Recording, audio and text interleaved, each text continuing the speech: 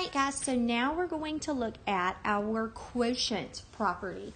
All right, so very similar to our product property, we are going to group our big numbers together, and we're going to group our variables with our exponents together.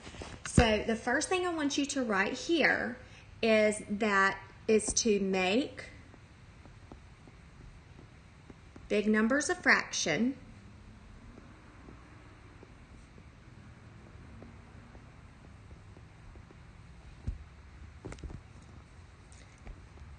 and simplify. Okay, and then here we are going to subtract exponents. All right, so we're still grouping everything just like we did in the product property. Okay, so here we look at number 2. So we're going to group 8 over 4 into a fraction, and we're going to group a to the third over a to the fourth. So we're essentially making 2 fractions, one with your big numbers, one with your variables and its exponents. Okay, then we're going to simplify what's in your first fraction. So this right here we're going to simplify. 8 divided by 4 can be divided evenly into 2. Okay, so 8 divided by 4 is 2. So then we're going to take and subtract our exponents. 3 minus 4. What is 3 minus 4? It's negative 1. So this is going to be 2a to the negative 1 power. Now, notice what it says in your directions. Your answer should contain only positive exponents. Okay, in this case, in order to turn that answer positive, we're going to put our a to the negative 1 in our denominator. Okay, so that means we have 2a to the negative 1 here. We're going to turn it into 2 over a to the first power. Putting it in the denominator takes that negative off of the exponent. Okay, it can be written like this: a to the negative 1 equals 1 over a.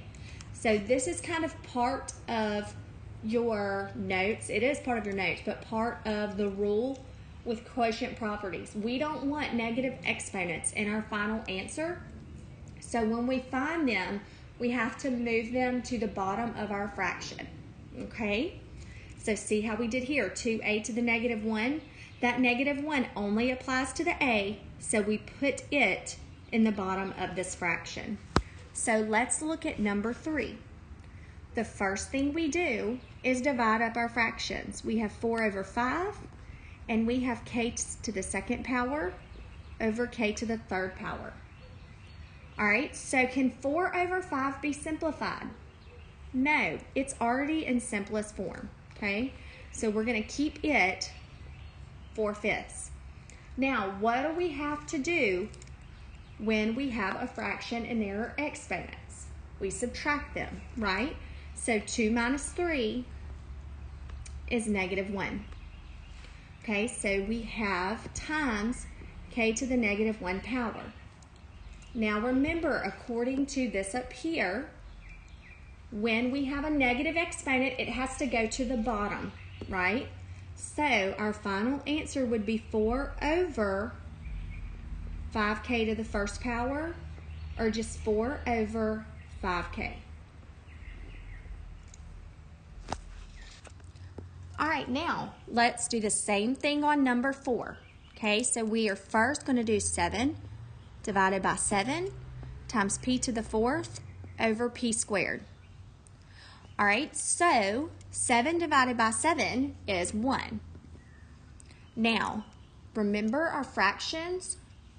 What do we do to our exponents? Or we're dividing, so we subtract. So 4 minus 2 is 2. So we have p to the second power, right?